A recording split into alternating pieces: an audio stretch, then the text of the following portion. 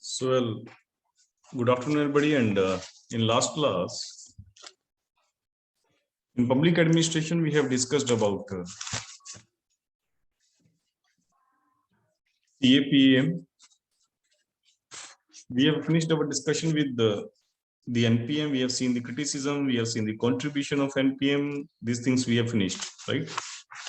And then we have started with the parallel events in the era of NPM, right? That means when NPM was going on, that what other events were there?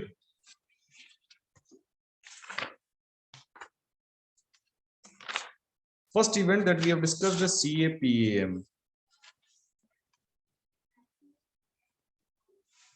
And anybody who can tell me, please, all of you start your webcam fast. Anybody can tell me that what was CAPM and what in this meeting was discussed? What was the outcome of this conference? Without looking at your notes, yes, please.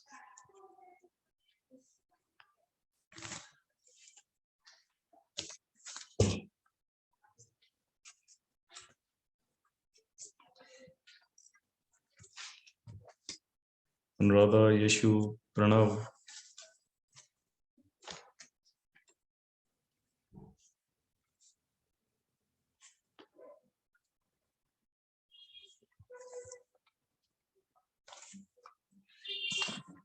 That means you have not revised things that we have read yesterday. See, that is very important because in public administration, day by day, we are reading things and without revision, everything will be mixed, right? So revision is the most important key to crack this examination. So in CAPM, we have discussed that they have recognized the changed circumstances, right? As we know that this meeting occurred in 1994, and at that time, what changes that were there in world over? First of all, it was the era of globalization. The trade was increased. Technology revolutions were there. And it was the era of NPM also. It was the era of rolling back of the state. And it was the time of privatization. All these things, all these developments and decentralization also, all these developments were going on. So their meeting was on the same line, right?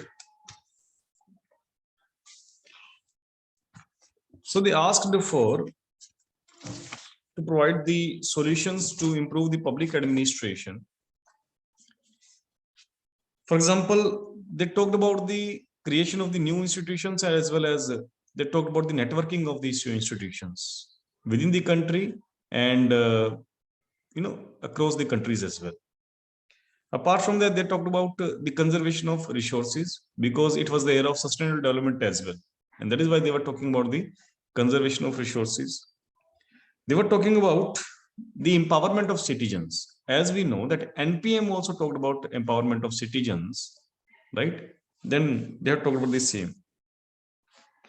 And they talked about the neo-managerialism as well. That means inculcating the managerial techniques of the private sector into public sector.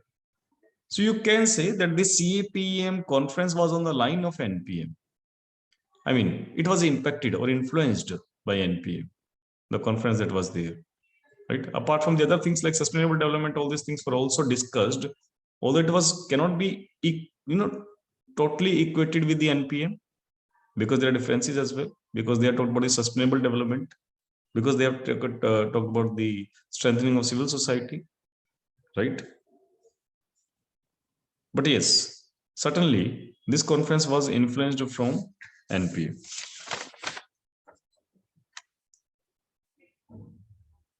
Pranav, can you start your webcam, please? Now, second event, that is again part of the miscellaneous syllabus. NPM as neo-Taylorism.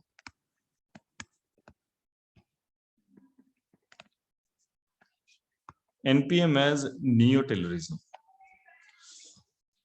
First of all, the questions are not coming right now. I mean, paper is totally not coming from the hidden syllabus, but still 1 or 2 questions are there every year that can be like tricky questions, right? And I cannot take the chance because in future the question can be tough. That is why we will prepare for the toughest paper of public administration, right?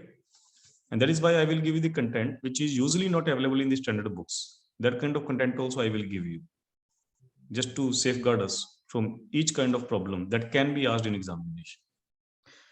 So NPM is neo-Taylorism. इसके बारे में लिखो. NPM has linkage with public choice theory. NPM has linkage with public choice theory. The other theoretical route of NPM, is in neo-Taylorism. In neo-Taylorism. What does that mean? That NPM can be equated as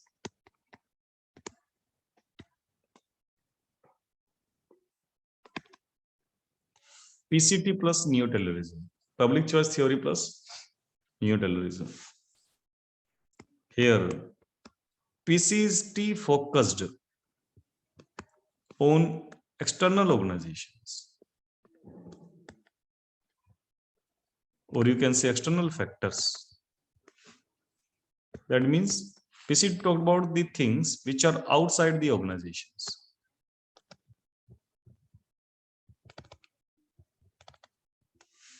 Whereas neo-Taylorism talks about or you can say focused on internal organization.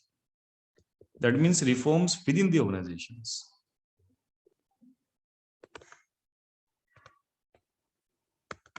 That is the internal reforms within organization.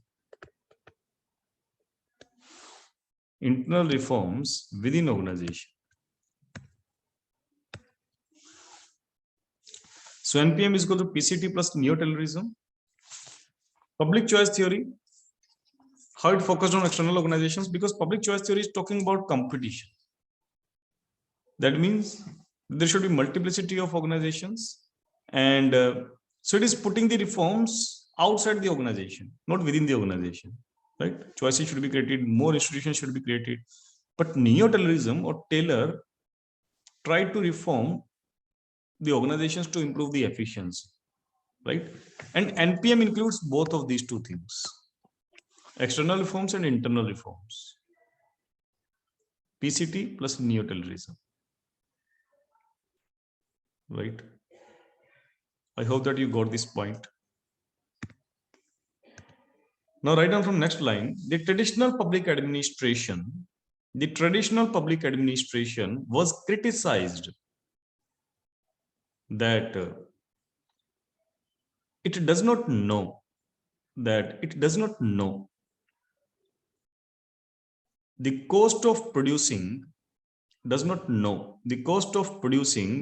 the public services.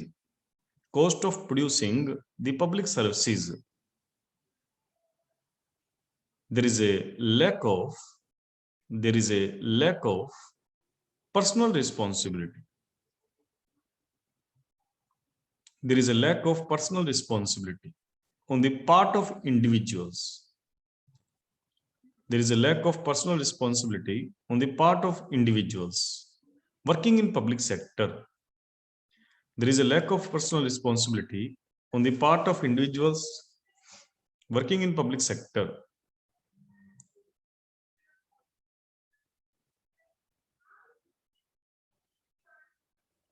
They are status quoist. They are status quoist.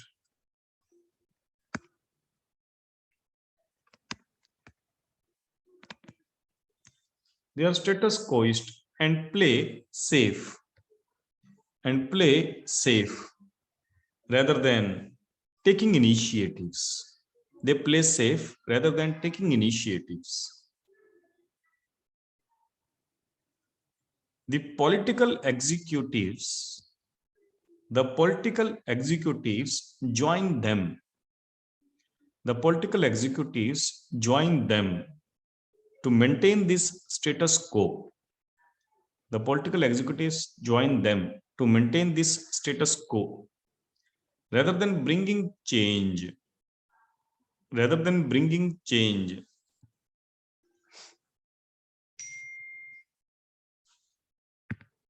Rather than bringing change. Next line se likho. Neo-Taylorism was adopted to transform classical administration into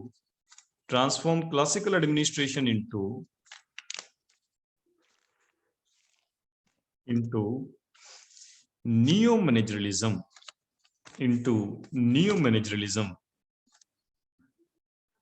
by introducing the managerial methods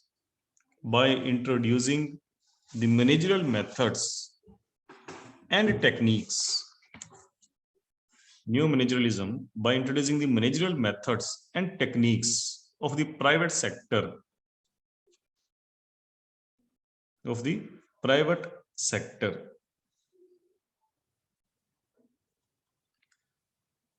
So what we are saying that these neo-Taylor thinkers. Why neo-Taylorism? Because what is the meaning of Taylorism? In Taylorism, Frederick Taylor introduced the certain principles, and he said that these principles are generic in nature, can be used in the public organizations, right? And here neo-Taylorist also said that the new techniques should be imported from the private sector into public sector, because the public sector was not performing, because civil servants were status quoist, they were resistant to change, and that is why the neo-Taylorism suggested the things that is nothing but the neo-managerialism. Next line se likho. Suggestions made by neo-Taylorists. First point likho. Application of performance evaluation. Performance evaluation को underline कर दो. Techniques to measure results. Against preset targets.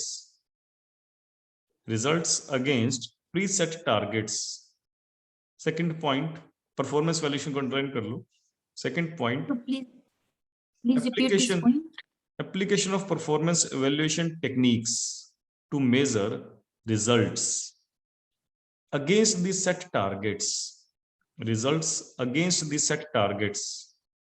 Second point, assigning personal responsibility for each step.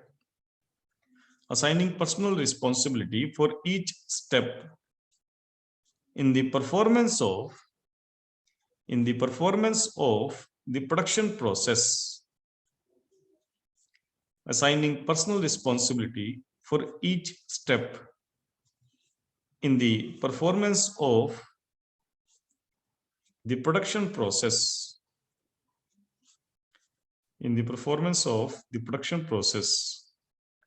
Third point, rewarding achievements. Personal responsibility को underline कर लो. Rewarding achievements and punishing underperformance.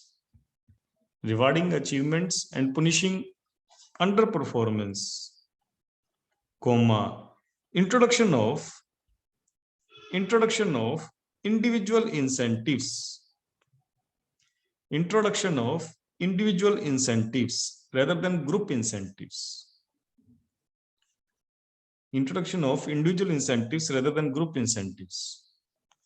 Which was already talked by the Taylor in the form of piece rate system earlier. Next point, following the private sector model of production, imposing increased control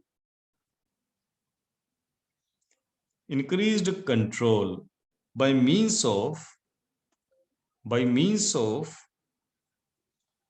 economic and financial information, following the private sector model of production, imposing increased control by means of economic and financial information.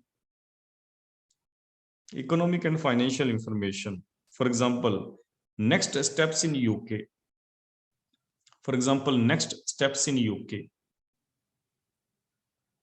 ये हम लोग पढ़ चुके हैं already. Next steps का मतलब क्या है यहाँ पे?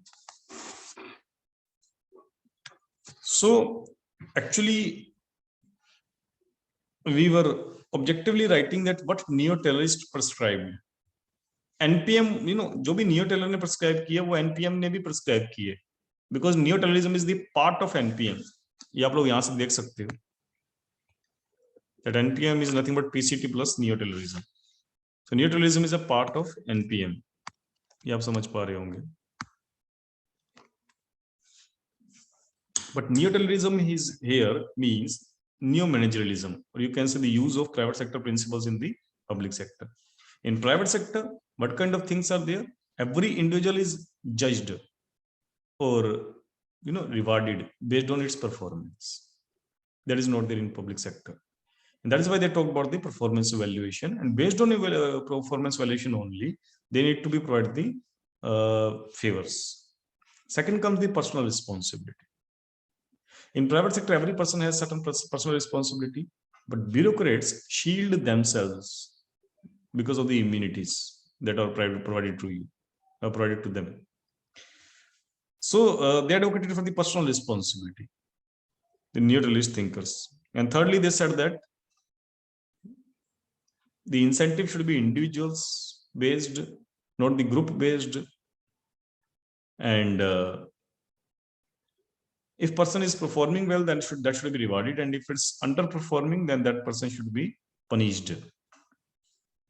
And then they said, following the private sector model of production and imposing increased control, especially in the economic terms, that means financial scrutiny should be there.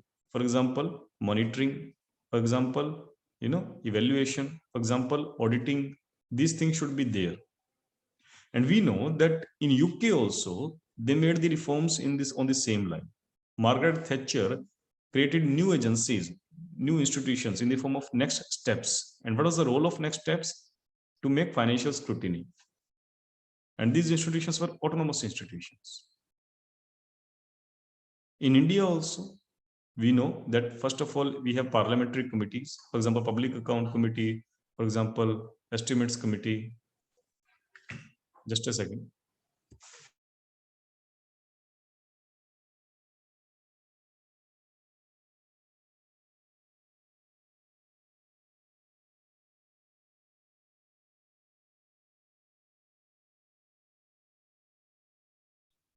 So, just a second.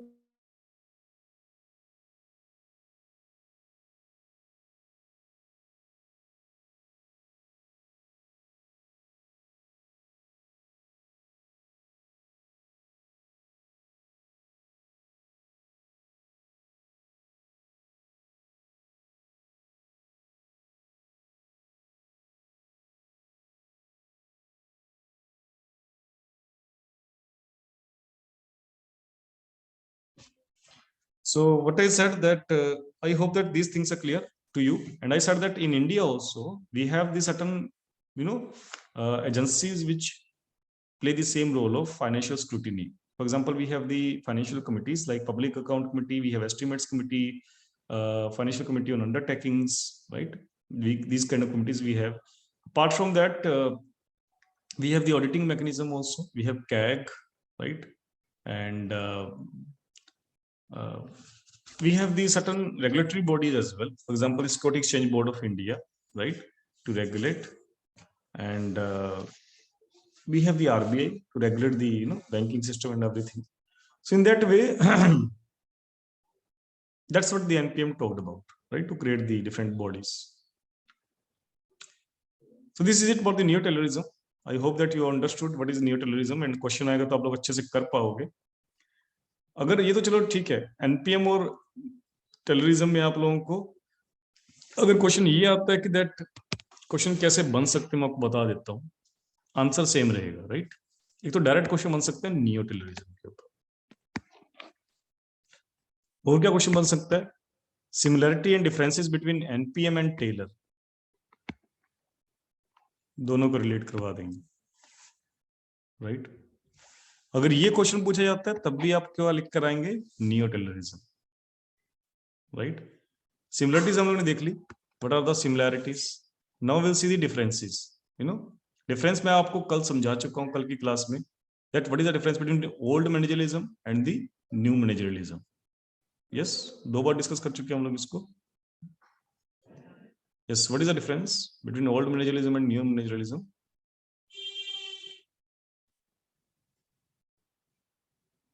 Yes, please.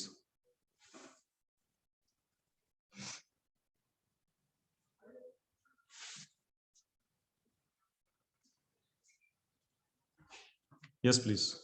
What is the difference between old managerialism and new managerialism?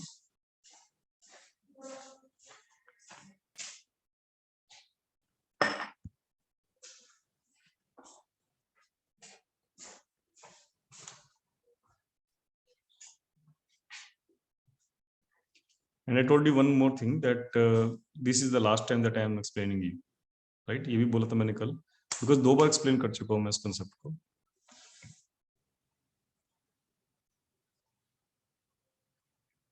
Yes, please.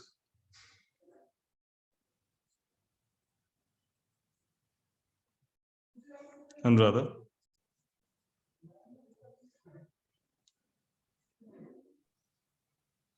Universal theories, and the NPM never give universal theories, and they equate private and public administration equal in traditional, and NPM they never equate traditional and public and private administration. Rather than they say that we can use private principles in public administration. Right. So the old managerialism or the Taylor kind of thinkers, they provided the universal theories.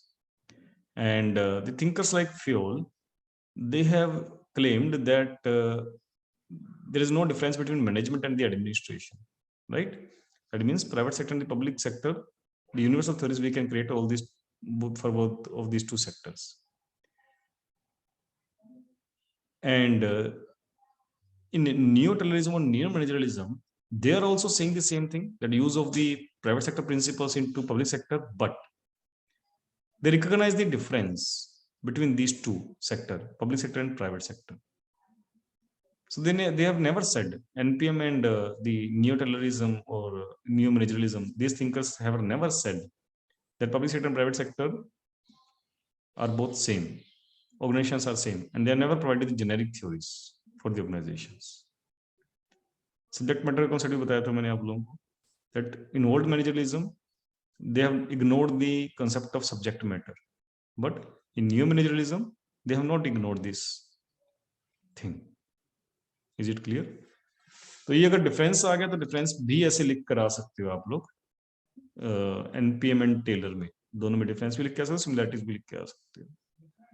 और ऐसा भी हो सकता है कि आपको दोनों को कंपैरिजन करने के लिए बोले तो आप सबसे पहले जो आपको सिमिलरिटीज हैं, जो भी how NPM can be regarded as neo terrorism, ये समझा के इसको जस्टिफाई करके, एंड उसके लास्ट में थोड़ा सा लिख कर आ जाना कि that although NPM has inculcated the Taylor principles, but there was a slight difference that NPM has recognized the special character of public sector, right?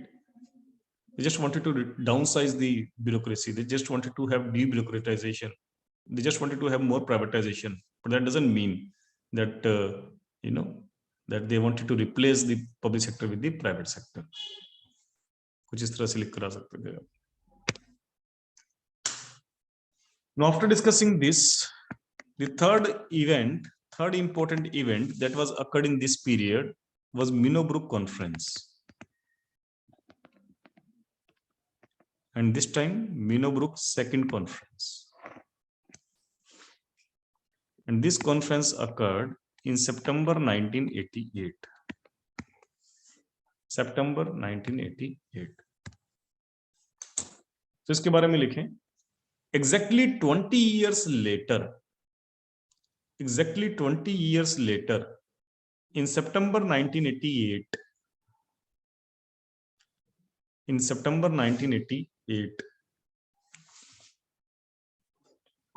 the second Minnowbrook conference was held. The second Minnowbrook conference was held at Syracuse University.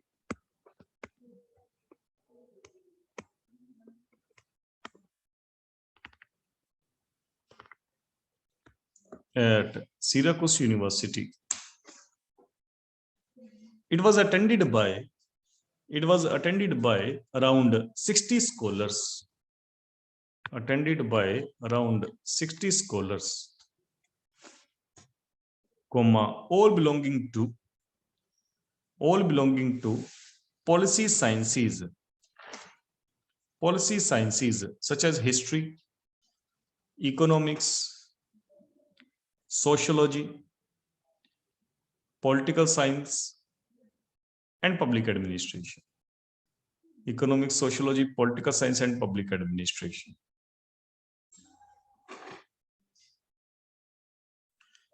Next line se likho. This conference was patronized by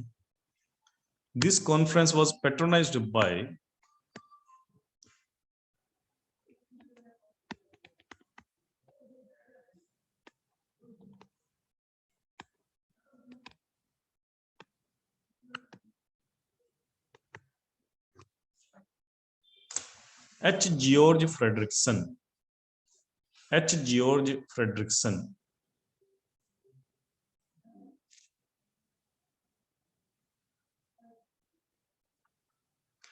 And NPA 1, who patronized NPA 1? Yes, please.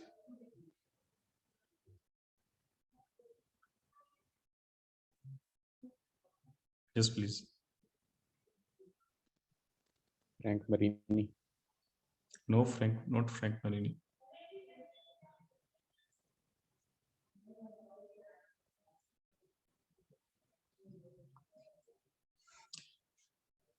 By the way, Mankaran, you were absent yesterday. Why? Sir, I had to go somewhere, so I couldn't attend. Okay. Make sure that you are caught up with the lecture. Yeah, make sure that you're, because these things that we are discussing right now, या आप ऐसा समझ लीजिए कि paper 1 का सबसे extreme चीजें पढ़ रहे हैं हम लोग, राइट? मतलब सबसे टफेस्ट चीजें पढ़ रहे हैं हम लोग, and you won't able to get things if we will miss the class. Note से समझ में नहीं आएंगी चीजें. और जो भी इसमें जो भी मिसलेनियस क्वेश्चन बनते हैं वो चैप्टर 1 से ही बनते हैं सबसे ज्यादा. तो वो मैं चाहता हूँ इसको पूरा डिटेल में कर लिया जाए एक बार में. Yes, please. Dwight Waldo was the person who presided the NPA 1, Minnowbrook 1 conference. मैंने आपको ये भी बोला था कल कि डिवाइड वर्ल्डो को पढ़ना स्टार्ट कर दें प्रसाद से, राइट? वो चैप्टर मैंने आपको करवाया नहीं है because exclusively it is not written in our syllabus. But पहली बात उसमें समझ में आ जाएगा आपको, बिकॉज डिवाइड वर्ल्डो ने वही बोला जो NPA 1 में हम लोगों ने पढ़ा, right? But still if you found any difficulty let me know, I will explain that concept. ठीक है, बट वो चैप्टर आप खुद से पढ़ेंगे डिवाइड वर्ल्ड. बाकी जितने भी प्रसादन चैप्टर दिए हुए हैं वो सारे मैं आप लोगों को क्लास में कवर करवाऊंगा. I can cover the divide world also, but just I wanted to make you habit of reading Prasad. That is the reason. So this time this conference was presided by George Frederickson. इसमें आगे लिखो, Minnowbrook 1 was contentious.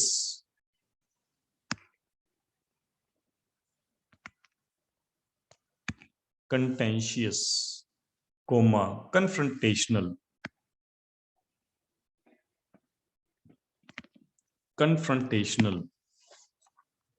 And revolutionary.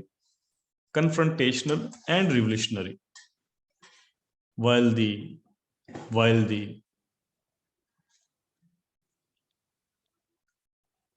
even of 20 years later, while the even of 20 years later, यहाँ पर तीनों letters को आप words को आप लोग अंडरलाइन कर लेना, contentious, confrontational and revolutionary. These three words need to be underlined. While the even of 20 years later,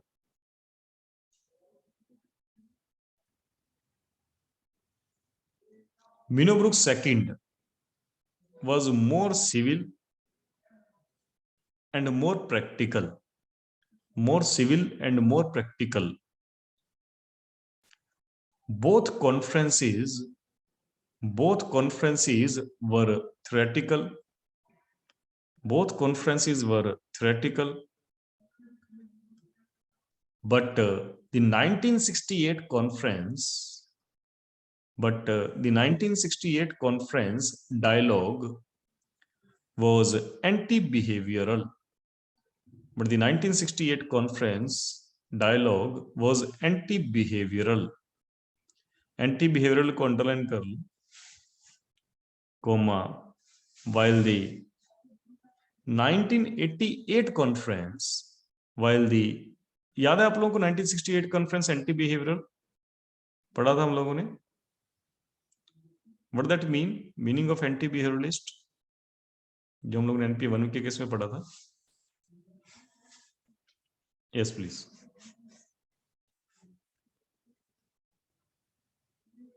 क्या पढ़ा था हम लोगों ने anti-behavioralism?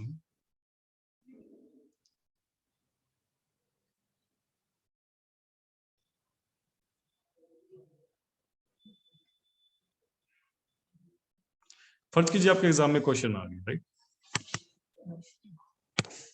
By the same statement, right? Just a second.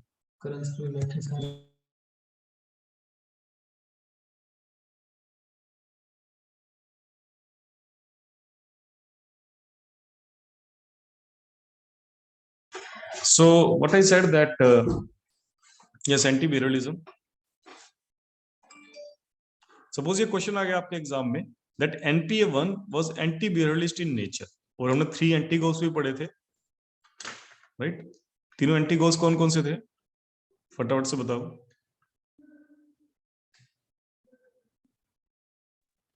Sir, anti-technical, anti-positivist, and anti-bureaucratic. Anti-bureaucratic. Okay. What is the meaning of anti-behavioralism here?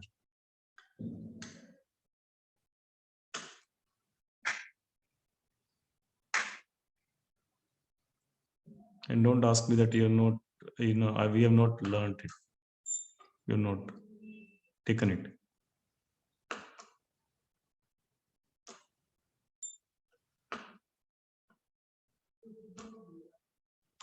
See, revision is very must, because questions पकड़ में कैसे भी create हो जाएंगे. Like ये question आ गया, NPA 1 is, anti-behavioralist in nature. उसके बारे में explain करना है. तो जैसे ये question आ गया, तो आपको पहले तो behavioralism समझाना पड़ेगा. And how NPA 1 was anti-behavioralist in nature. मैंने आपको उस टाइम बताया था कि यहाँ पर anti-behavioralist means they have criticized the Herbert Simon. NPA 1 याद है आप लोगों को? Because Herbert Simon, unnecessarily raised another dichotomy, fact-value dichotomy. And NPA 1 thinkers demanded the decisions that are based on values, or the inclusion of values in the decision-making process, rather than the fact-based decisions. याद है आप लोगों को? Values के context में पढ़ा था हम लोगों ने एंटी बिहेवियरलिज्म. तो सब चीजें यहाँ पर टिप्स पे होनी चाहिए, सब चीजें. ठीक है, मैं कितनी बार रिवीजन करवाऊंगा ना, तो थोड़ा सा आप लोग प्लीज इसको सीरियसली लें, बिकॉज पब्लिक थोड़ा सा टेक्निकल पेपर 1 है आपका चैप्टर, और हमें तो यहाँ पर आप लोगों को मेरी तरफ से कुछ कमी नहीं रहेगी, but the thing is that revision is very much needed, है ना. और बाय चांस आपको डाउट आता है, कुछ आपको भूल जाते हैं whatever, because we are human being, तो आप लोग प्लीज उसको क्लियर करें नेक्स्ट क्लास में आफ्टर रिवीजन, कि इसका मतलब थोड़ा दोबारा बता दीजिए, है ना. But it need to be revised. So 1968 conference dialogue was anti-behavioral, while the 1988 conference was more perceptive to perceptive to the contribution of social and behavioral sciences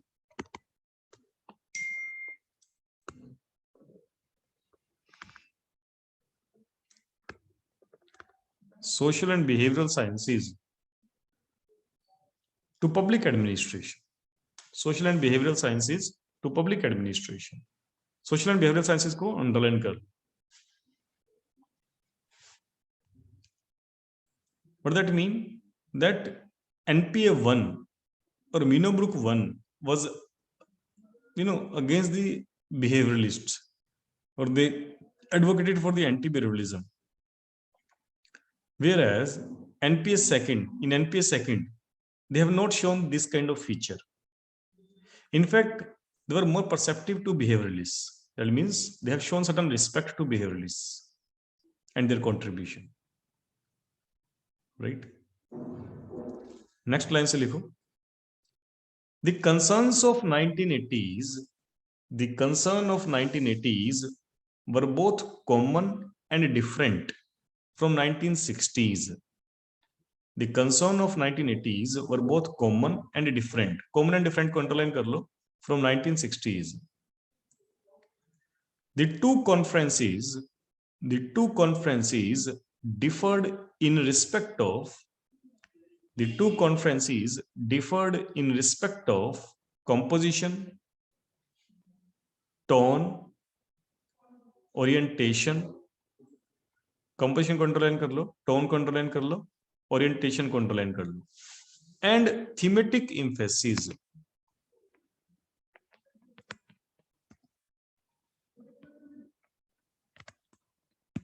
Thematic emphasis को भी underline कर लो. So what we are saying, that there are certain common features also that were discussed, the concerns that were raised in these two conferences, but they have significant difference also. Right? And the differences that we are going to discuss right now, that were on the line of composition, tone, orientation, and thematic emphasis. Just a second.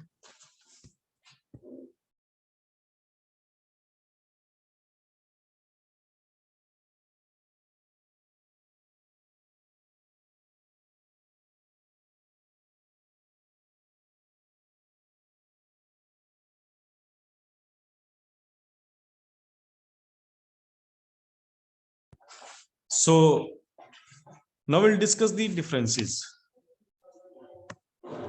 Minnowbrook 1, Minnowbrook 2nd.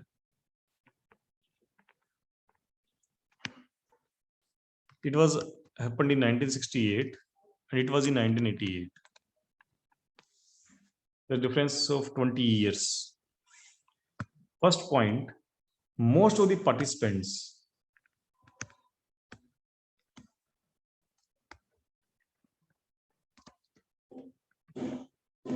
had a political science background.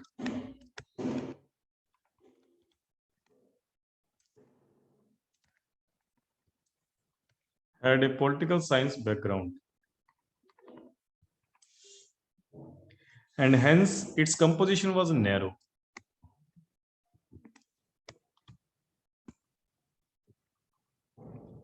यहाँ पर composition को underline कर लेना, because first difference is in the form of composition. So composition of Minnowbrook 1 was narrow, whereas its composition in Minnowbrook 2nd, write down, its composition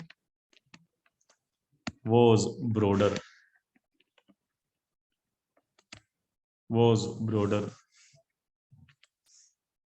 And participants were from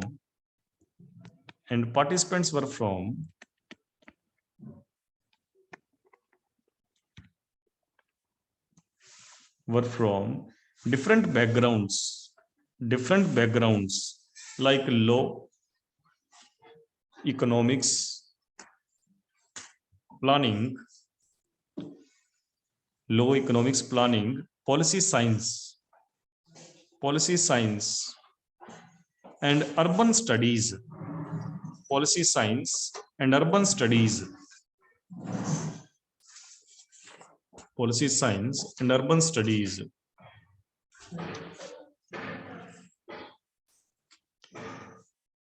So what is the meaning of here? We have seen that in Minnowbrook 1, most of the people were young who joined this conference. And these young people mostly were from the political science field, or you can say public administration field. And they were so radical, and they wanted to bring, quick reforms or like that. हम लोग आगे पढ़ेंगे second difference में. But what I said that the composition of Minnowbrook 1 conference was very narrow because from the one discipline, all the people attended this meeting. But in Minnowbrook 2nd, people from the different disciplines joined this meeting. For example, law, economics, history, political science, public administration, from different fields, people attended this conference. And that is why, you can say that the composition was broader in Minnowbrook 2nd conference. Second point लिखो, second difference. Minnowbrook 1 में लिखो आप लोग. Its tone, temper, and orientation. Tone, temper, and orientation. Tone को underline कर लो. Tone, temper, and orientation was radical, revolutionary, confrontational, radical, revolutionary, confrontational, and change oriented.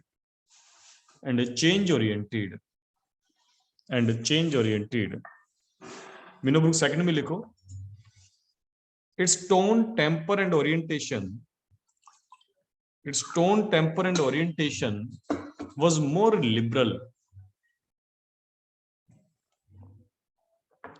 civil, soft,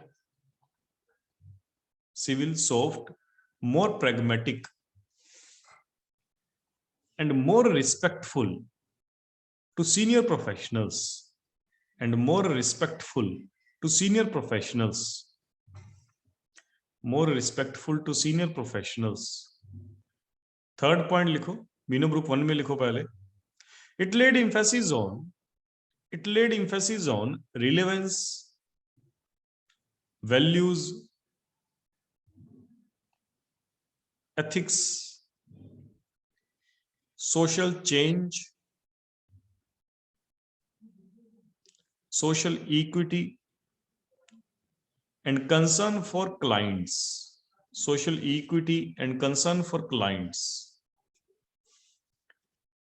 Minnowbrook 2nd के case में लिखो. It laid emphasis on leadership, public policies,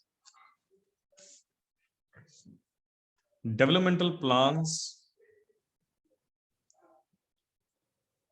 legal perspective, social science perspective of public administration. Legal perspective, social science perspective of public administration.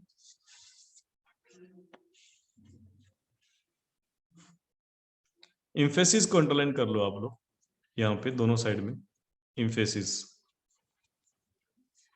So in second point we are saying that the tone was radical because they were frustrated from the traditional public administration, so they wanted to bring change. They were anti-behavioralist, that is why they have included the values in the administration, and they were change oriented, or these kind of things were there. Whereas in the Minnowbrook 2nd, the tone and temper was liberal, relatively very liberal, and soft and civil, and in fact they have shown the more respect to the seniors, especially the behavioralists, and they were more pragmatic, Minnowbrook 2nd attendees. Thirdly, we have seen that on one side, the Minnowbrook 1, they had made major emphasis on the relevance, value, equity, and change, client orientation. These kind of things they have, focused. Minnowbrook 2nd, they have not ignored the points that were discussed in Minnowbrook 1. Minnowbrook 2nd thinkers have not rejected the points that were discussed in Minnowbrook 1, but the more emphasis in the Minnowbrook 2nd, or the more discussion in the Minnowbrook 2nd, was on these topics like leadership, public policies, developmental plans, legal perspective, social science perspective. And why the new things came into picture? Because attendees were also new, because the composition was broader, and that is why more broader topics were discussed. देखिए solution कोई नहीं बताएगा. Minnowbrook 1 also raised the problems. Minnowbrook 2 also raised the problems. Just the focus has been changed. अगर वहां पर Minnowbrook 1 में जो problems raise हुई थी वो values, relevance, value equity change और क्लाइंट ओरिएंटेशन थी, तो Minnowbrook 2 में जो प्रॉब्लम्स रेज हुई वो थी लीगल इश्यूज, वो थे लीडरशिप क्वालिटीज, वो थे public policies, developmental plans, social science perspective, or these kind of things, and economics, definitely, you know, economic efficiency, and these things were more discussed in the Minnowbrook 2. Fourth point लिखो, Minnowbrook 1 के case में लिखो, it was decidedly anti-behavioral. It was decidedly anti-behavioral. Anti-behavioral को underline कर लो. Minnowbrook 2 के case में लिखो, it was oriented to establish social science perspective. It was oriented to establish social science perspective of public administration. Social science को underline कर लो. Of public administration, and hence more perceptive को underline कर लो. More perceptive to contribution of social and behavioral sciences. More perceptive to contribution of social and behavioral sciences. ये point हम लोग already discuss कर चुके हैं. Anti behaviourism and Minnowbrook 2 were more perceptive to behavioral sciences और behavioralists. Next point लिखो, fifth, in the Minnowbrook 1 side you can write down, it was anti-bureaucratic. Minnowbrook 1 was anti-bureaucratic. Anti-bureaucratic को underline कर लो. And wanted to make public administration proactive. And wanted to make public administration proactive to major social science. Proactive to major social science. Minnowbrook 2 case में लिखो, its social and economic environment. Minnowbrook 2 case में its social and economic environment was decidedly proactive for growing demand, for downsizing the state, market economy,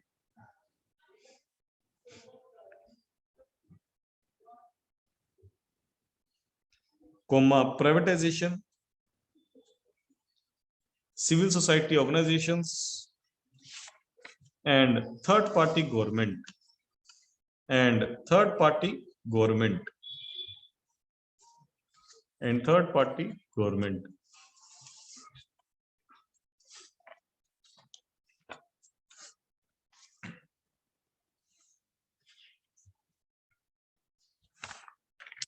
See,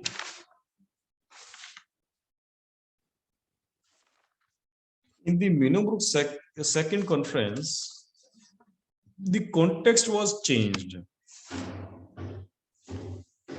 Why their discussions have been changed? Because context have been changed. What was the context of NPA 1 that we have discussed? There were instability in the society, in the political lines, in the administrative side, in the economic side. USA was facing the depression. There was the killing of the political leaders, right? And there was the economic crisis. There was racial discrimination. So in these kind of crises, this meeting held. And that is why it was more radical. That is why it brought the, demanded the change. That is why it demanded the values and all these things. Whereas in NPA 2, the conditions or context have been changed. And what are the conditions of the NPA 2? That means managerialism was on the rise. Everybody was talking about the managerialism. Once again, the Taylor methods became the Godley methods. Once again, the private sector techniques or the managerialism was rising. And everybody was talking about the downsizing of the government. So in that context, this NPA second held when the outer conditions were like so. So that is why NPA second was influenced from NPA 1 as well as the NPM. From both, this conference was, influenced. We cannot equate NPA second with NPM. No, we cannot equate. We cannot NPA second with NPA 1. But it had both of these features. इसमें लिखो आगे आप लोग. Minnowbrook second conference was held in the era of NPM, and was influenced by it.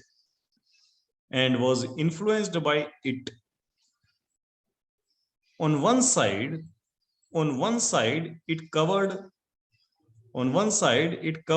the NPA 1 themes like ethics, social equity, human relations, democracy, etc. Ethics, social equity, human relations, democracy, etc. Democracy को underline कर लो.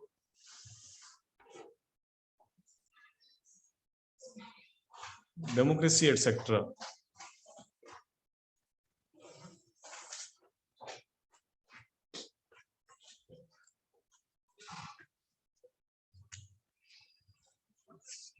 Right?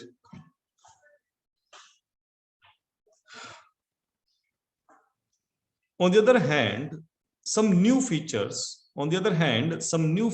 like leadership, constitutional and legal perspectives,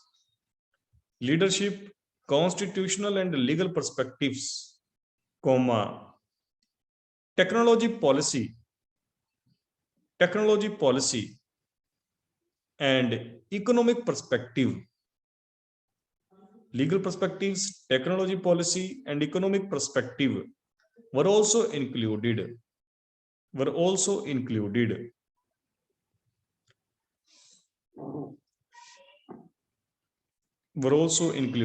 Technology policy को underline कर लो, economic perspective को underline कर लो, legal perspective को underline कर लो आप लोग, constitutional को अंडरलाइन कर लो.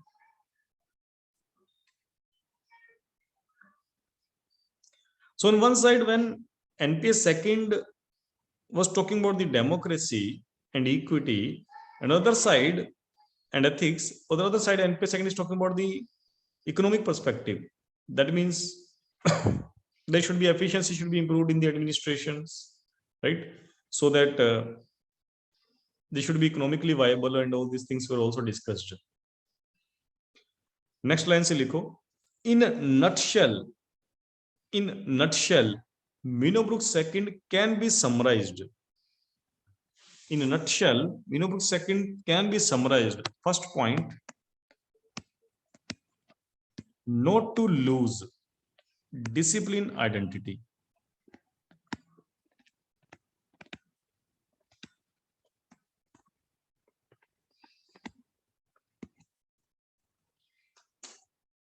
As I told you that NPA second was influenced by NPM, but NPA second cannot be equated with NPM. NPA thinkers never wanted that public administration would lose its identity. They never wanted that managerialism should take over the public administration. So they only talked about the having certain efficiency and having certain techniques, the new technologies that were evolving, but they never thought to lose its identity. Second point, although NPA second accepted privatization, but tacitly but tacitly. मतलब they have, उनको झिझक थी, like they have certain apprehensions that it could be bad also. Tacitly, comma, they wanted to have balance between business and administration. Balance between business and administration by taking best values of both.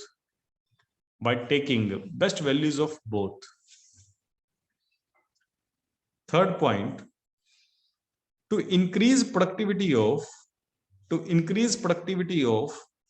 civil servants,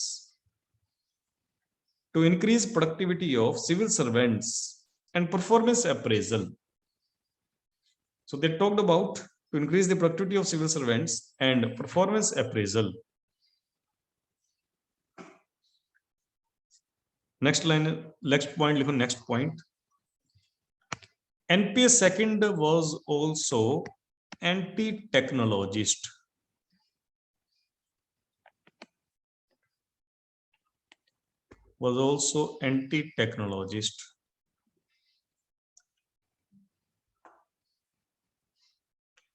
अभी तो मैंने बोला कि technology को introduce करना चाहिए public administration में, there is no problem. They have accepted the privatization tacitly, they have accepted the new managerialism tacitly.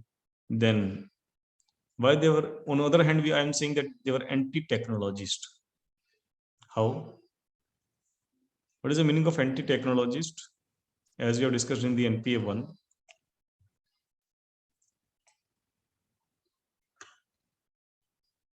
Please. It was against the rigid barbarian principles. It wanted flexibility and change. Right. तो वो technology को तो लाना चाह रहे थे. They are not against the bringing the technology in administration, but they said the rigid principles should not be there, as advocated by the classical thinkers, as advocated by the Max Weber, which the principles which cannot be changed, that thing should not be there. So यहाँ पर anti technologist का मतलब है rigidity of the principles. और ये चीज हम लोग डिस्कस कर चुके हैं. I think anti technical, may be that kind of word they had used. मैंने आपको एंटी टेक्नोलॉजिस्ट लिखवाया था, एंटी टेक्निकल लिखवाया? Robert गोलम्बावस्की. Anti technical. The meaning is same. They were the anti technologist. इसमें लिखो ब्रैकेट में, one of the anti goal given by Robert Golombaevsky.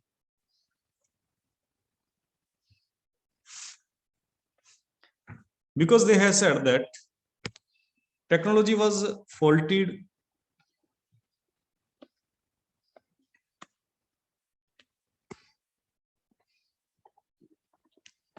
more than wanted. VAUNTED.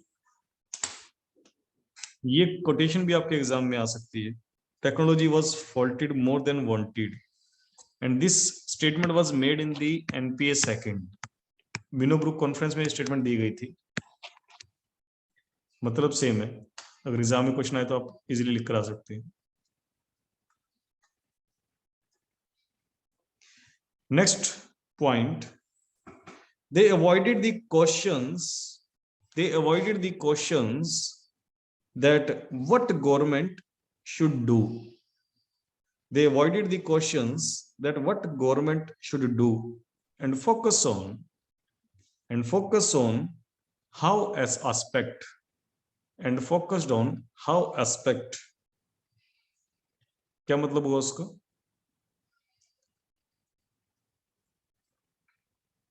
Yes, what is the meaning of this statement?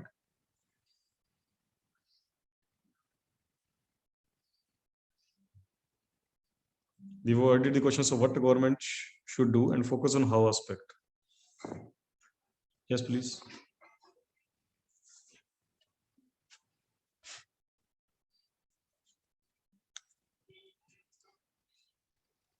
So like means are more important, like values and Woodrow Wilson को याद करो, Woodrow Wilson ने भी same line बोली थी that administrative theorists or thinkers are only concerned about the what aspect but not the how aspect. याद है आप लोगों को? He criticized and then what he came with? Yes, please. He came out with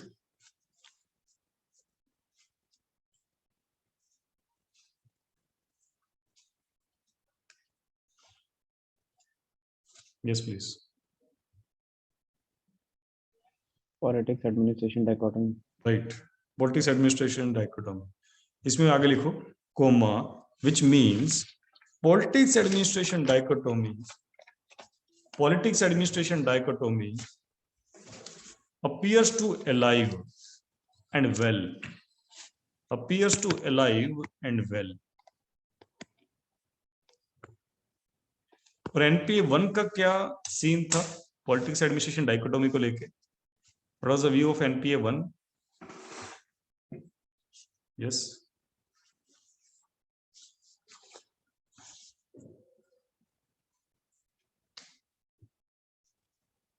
Yes, please.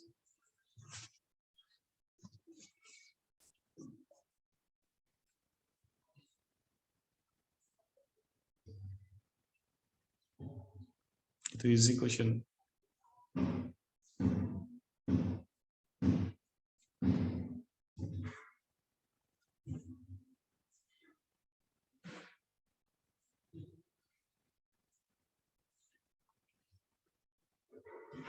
How can you be silent?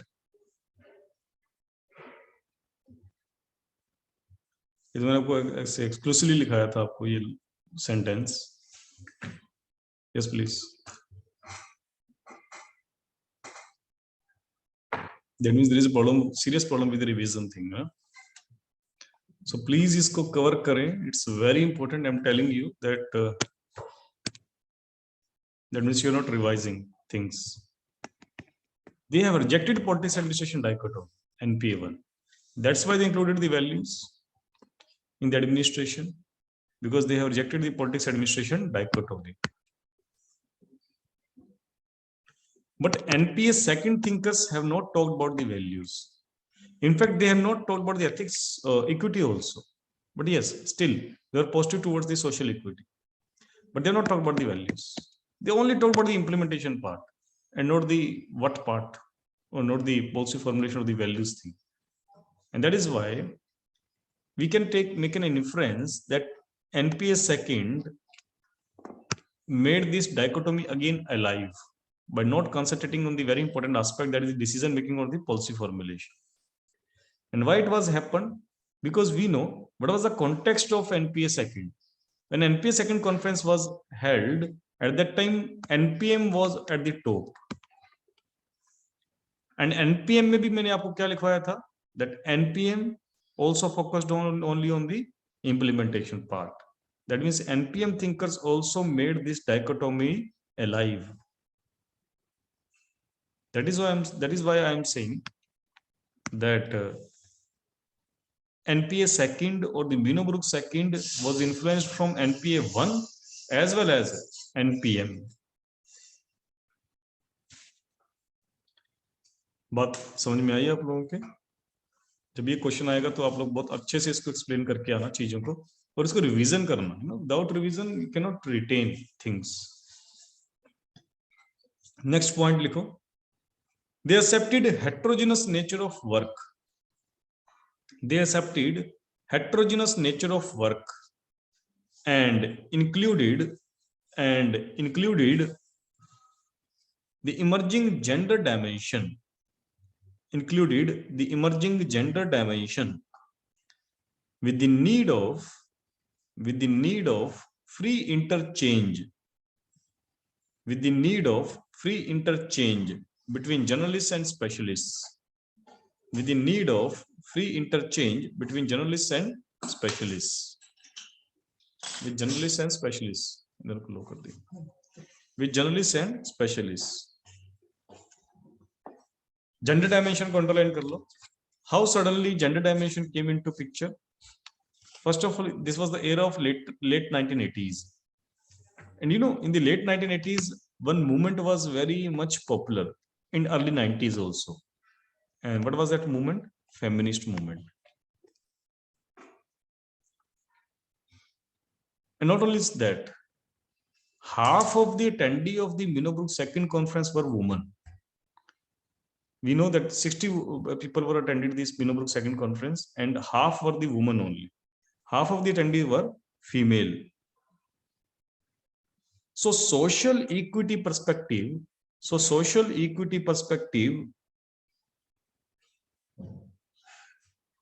now included gender and age. So social equity perspective that now included gender and age.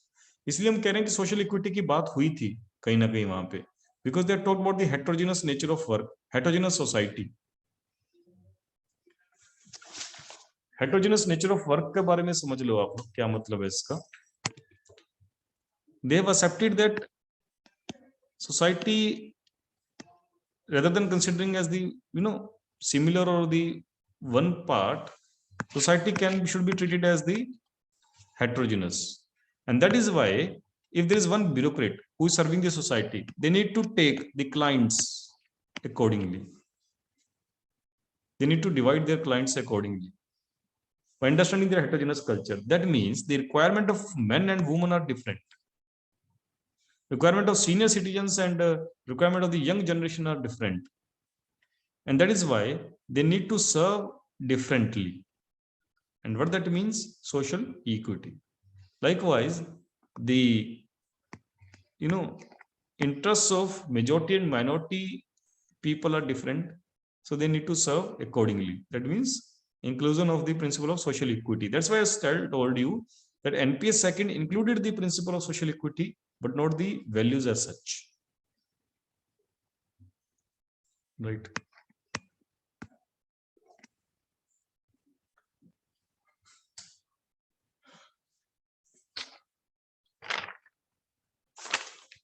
So this is it with the topic, right? Minnowbrook second conference. Just a second, Uncle.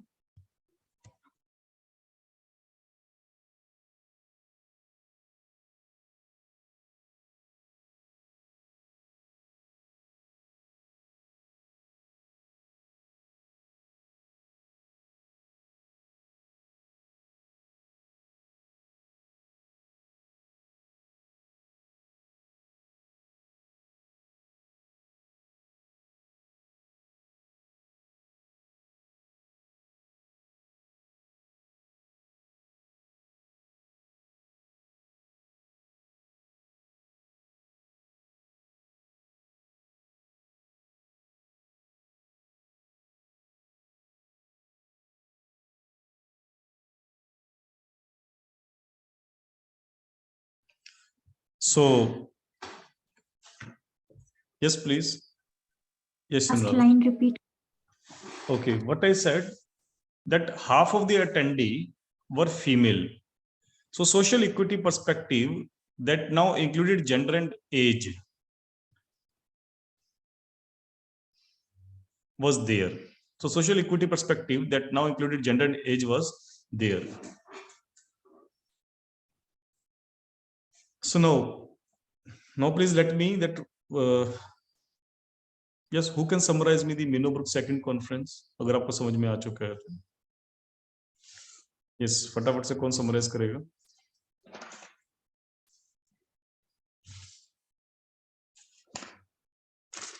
Yes, please.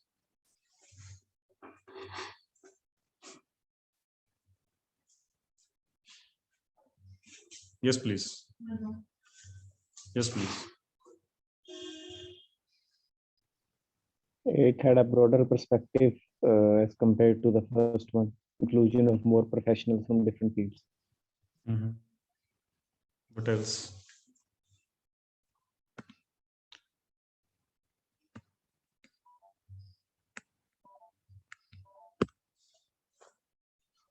It was more somber in tone with inclusion of more principles or more thoughts.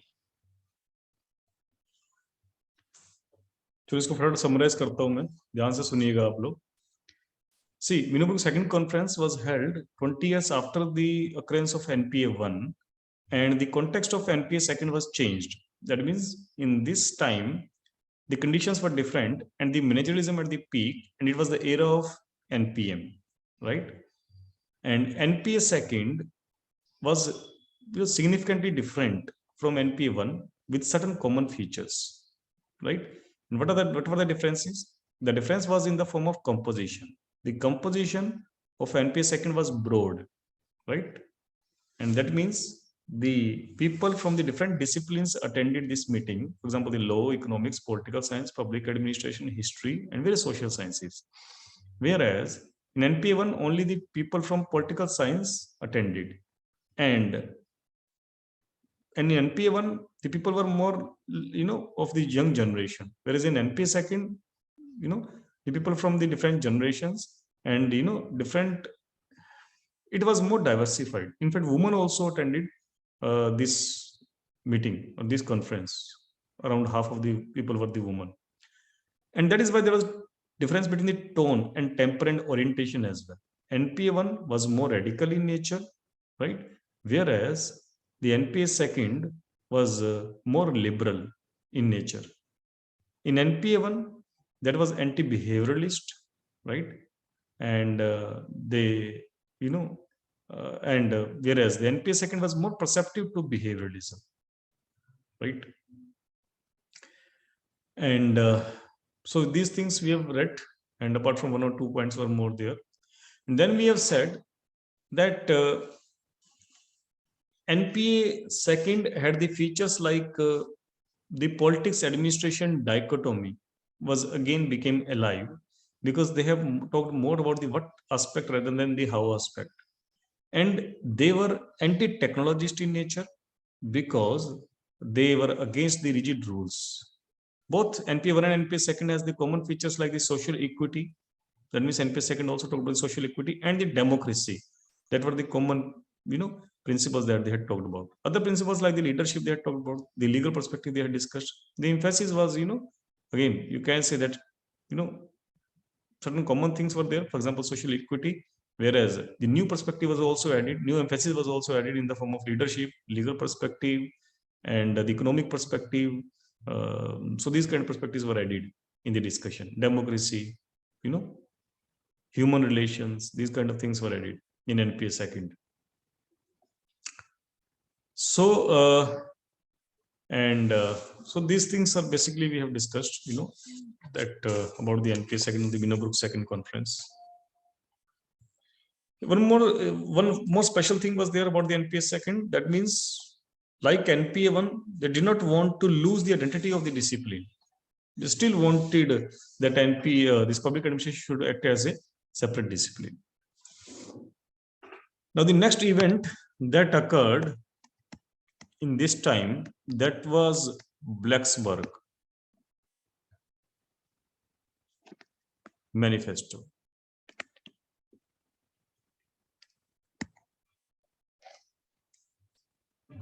It is very important topic, and in future questions will come from this part.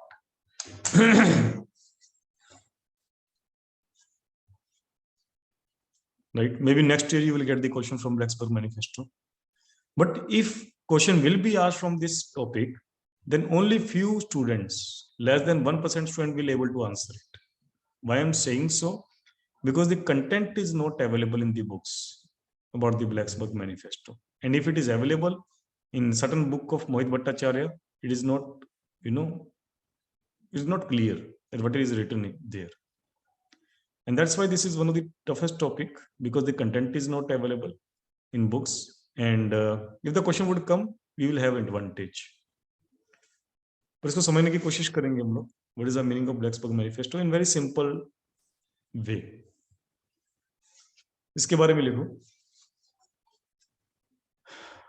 अब देखो 1983 में ये Blacksburg manifesto आया, तो एक बात तो clear है कि कंडीशंस क्या है या इसके पीछे चल क्या रहा होगा. एनपीएम टाइम चल रहा है. बट ये एनपीएम के फेवर में बोल रहा है या एनपीएम के अगेंस्ट में बोल रहा है, ये भी आप लोगों को पढ़ने के बाद पता चल जाएगा. Right? The Blacksburg Manifesto was prepared by Virginia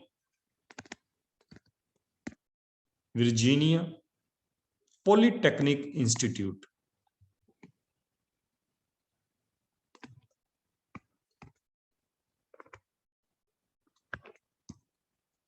Polytechnic Institute and State University which produced refounding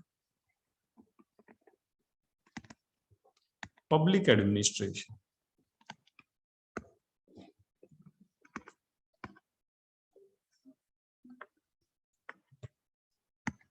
Refounding public administration को अंडरलाइन कर लो और इन्वर्टेड कॉमास में कर लो.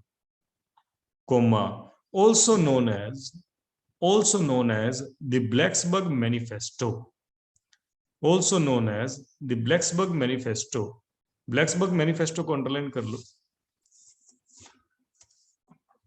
Also known as the Blacksburg Manifesto. Just a second.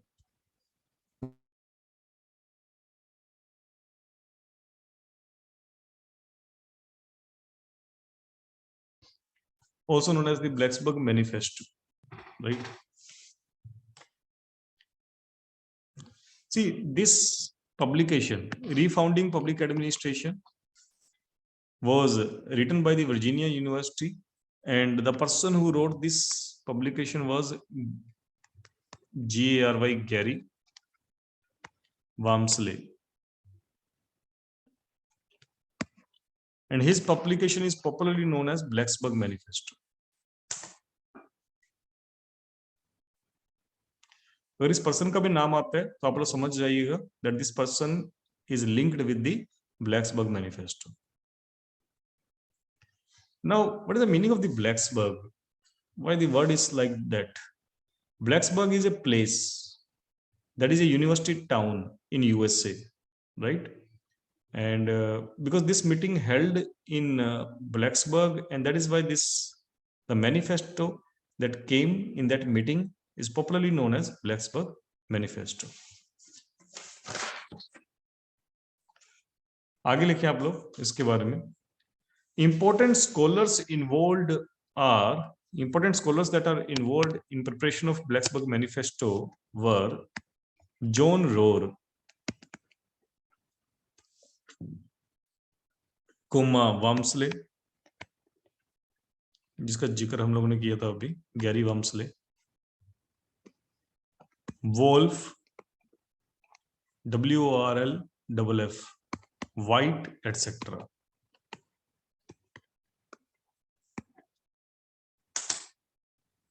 Next line से लिखो. It argued that अब इसको ध्यान से समझिएगा आप लोग. Blacksburg Manifesto. It argued that public administration should be treated as the fourth organ. Fourth organ को अंडरलाइन कर लो. Of the state. Fourth organ of the state. What are the other three organs of the state?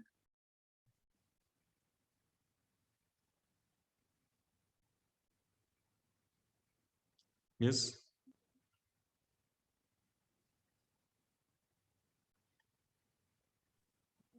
Legislature and judiciary. Yes, executive, legislature, and judiciary. These are the three organs of the state. But what Blacksburg Manifesto says that public administration should be treated as the fourth organ of the state. They wanted to emphasize that public administration should not be treated as subordinate to political executives, subordinated to political executive, rather than it should be treated as rather than it should be treated as an autonomous agency. It should be treated as an autonomous agency. Autonomous agency को underline कर लो. Under the obligation to the constitution. Autonomous agency को underline कर लो, obligation to the constitution को underline कर.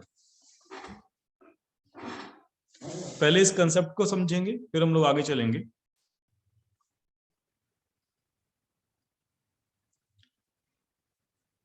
आपको एक बार में समझ में आ जाएगा ब्लैक्सबर्ग मैनिफेस्टो का सेंट्रल थीम क्या है.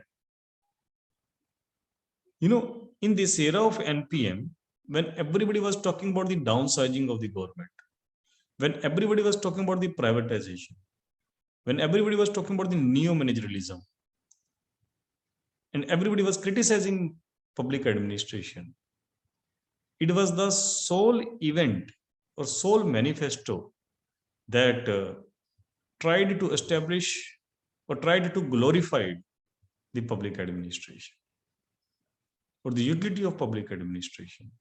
So you can say Blacksburg's manifesto was critical of NPM and wanted to, try to put the significance of public administration. Context समझ में आ गया आप लोगों को?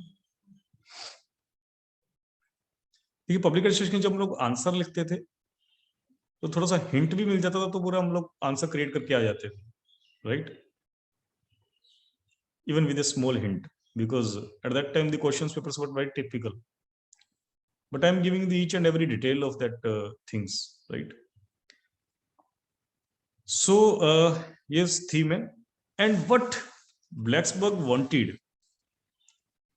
and it's देखिए कुछ थ्योरीज होते हैं जो ओरिजिनल होती है, जैसे max weber, his theories were original in nature, उसके पैरेलल कोई it is not copycat. Blacksburg manifesto, why it is so famous? Because his theories were also original. They were not copycat of anything. Their vision was different, their thinking was different. So Blacksburg believed that public administration should be considered as fourth pillar or the fourth organ of the state, and it should work in an autonomous way, autonomous from the other three organs. And it said that public administration should not take order from the political executives. आप कहेंगे ये कैसे possible है? ये यूं नहीं कह रहे कि they are disregarding the political institution.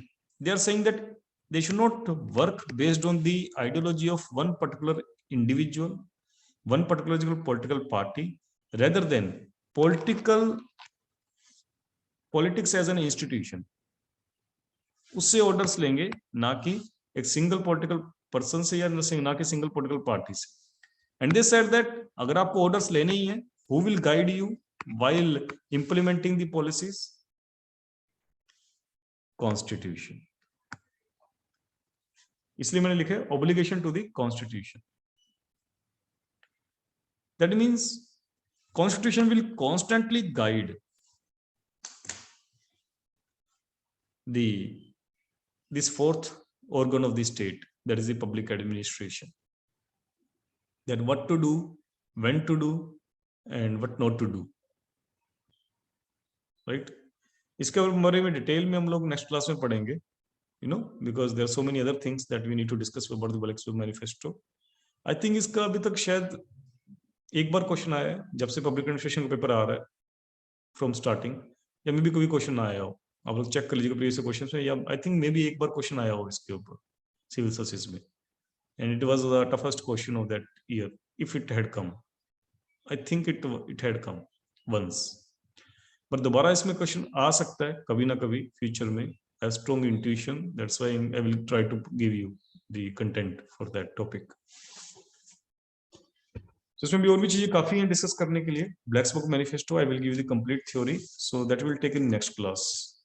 But if you have any doubt regarding anything, you can ask me right now. Yes, please.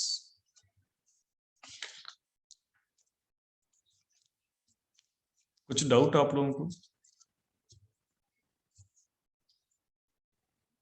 I'm not sure because when I was reading public administration, I had so many doubts.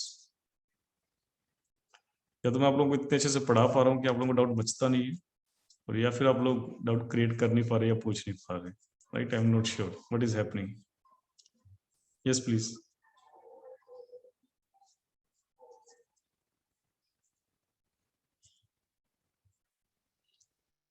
Sir, can you explain the difference between old managerialism and new managerialism? ठीक है, देखिए पहले तो हम similarity से बात करते हैं, उसके बाद डिफरेंस पे बात करेंगे. मैनेजरलिज्म का मतलब यही है, चाहे वो ओल्ड मैनेजरलिज्म हो या न्यू मैनेजरलिज्म हो, दोनों करना क्या चाह रहे थे? यूज ऑफ द प्रिंसिपल्स और techniques that were used in the private sector into public sector. You can say that imitation of the techniques from the private sector to public sector. That is the similarity between these two. और जैसे ये question start होगा, आपको answer में सबसे पहले similarity और new मैनेजरलिज्म वो सारे पॉइंट्स भी लिख कराने हैं विद एग्जांपल, विद जस्टिफिकेशन कि कैसे न्यू मैनेजरलिज्म इस एरा में आया. जैसे कि city charter, quality of services, total quality management, ये सारी चीजें एग्जांपल आप लिख कर आएंगे to justify that it is new managerialism, NPM. या जो रिसेंट में भी current affairs Indian administration example आ रहे हैं, वो भी यूज करके आ सकते हैं, artificial intelligence and all this things. After that you will put a difference also. And what is the difference? What I said, the old managerialism thinkers like the Taylor, like the Fuel, like the other thinkers, right? They tried to give the universal theories. They have not taken a difference between private sector and the public sector organizations. They said that our theories are generic in nature, which are equally applicable to every kind of organizations. And they gave the rigid principles, universal principles, universal theories, which are equally applicable with respect to any types of organization, any types of context, and types of country. But these principles were rejected on the same line because they said, first of all, these principles are not universal. That means with the change of context also principles changes. With the change of organization also principle changes. That means we cannot use all these principles into public sector. And these two, public sector, private sector, are different, right? And they have ignored the subject matter also. Subject matter word पता आप लोगों को कहाँ use किया था हम लोगों ने? तो बता सकते हैं मुझे कहाँ यूज किया था हमने सब्जेक्ट मैटर ये word?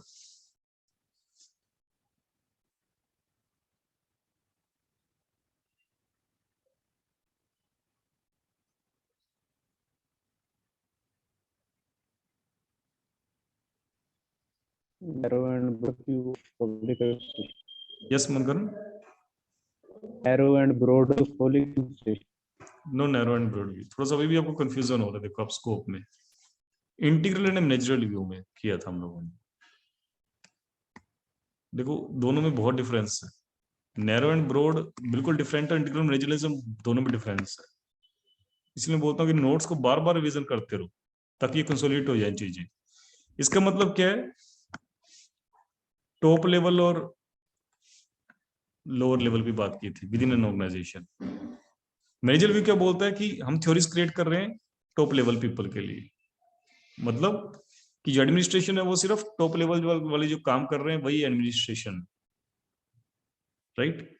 So we are creating these theories. And ये जो टॉप लेवल वाले जो काम कर रहे हैं ये प्राइवेट ऑर्गेनाइजेशन में भी सेम काम करते हैं और पब्लिक ऑर्गेनाइजेशन में भी सेम काम करते हैं. उन्होंने मेंशन भी किए थे कुछ मेजर एक्टिविटीज के बारे में. पीओसीसीसी, पोस्टडिको, ये सब याद है आप लोग, मेजर एक्टिविटीज के बारे में बात की थी. उन्होंने बोला कि ये लोअर लेवल पीपल काम वो नहीं करता एडमिनिस्ट्रेशन वाला, तो इनके लिए थ्योरी बनाने की जरूरत नहीं है. इंटीग्रल व्यू क्या बोलता है? That first of all the whole organisation is one. That's what is called integral view. That means administration is not only deal with the top level people, it also deal with the top level people and the lower level people. And they said because the subject matter changes with the change of organization, so universal theories cannot be created. Subject matter का मतलब क्या है कि objective of the organization changes. For example, there are departments like the finance ministry are there, environmental ministry are there, subject matter changes that on which subject they are working, right? That is why the theory should also be different for different kind of organizations for different subject matters, right? तो ये तो integral मेजरल view. Broad view narrow view में था, हम कह रहे थे ब्रॉड व्यू का मतलब एग्जीक्यूटिव एसोसिएट जुडिशरी तीनों कवर होंगे और नैरो में सिर्फ एग्जीक्यूटिव विंग. याद है आपको अभी? तो कंफ्यूजन नहीं होना चाहिए. और इंटीग्रल और ये जो क्वेश्चन है, ये तो लास्ट ईयर क्वेश्चन आया था इसके ऊपर, राइट? तो ऐसे आप चांस मत लीजिए, दोबारा रिवीजन कीजिए. So what I was saying, subject matter के ऊपर भी क्वेश्चन किया गया था इनके ऊपर. दैट मींस ये जो मैंने कंसेप्ट अभी आपको बताया, that means because subject matter of organisation changes, that means universal theories can not be created for the organisations. लेकिन न्यू मैनेजरिज्म क्या बोलता है? ओल्ड मैनेजरिज्म क्या बोलता है? Universal theory for private and public organisations. New managerism first of all recognise the difference in the subject matter, that means different in the private sector and difference in the public sector. They have not equated these two organizations. They have just said that few of the principles of the private sector can be included in the public sector, but they have never talked about the universal theories, universal principles. ये सब new मैनेजरिज्म ने नहीं बोला. Is it clear, Mankaran? Okay. So any other doubt, if anybody has?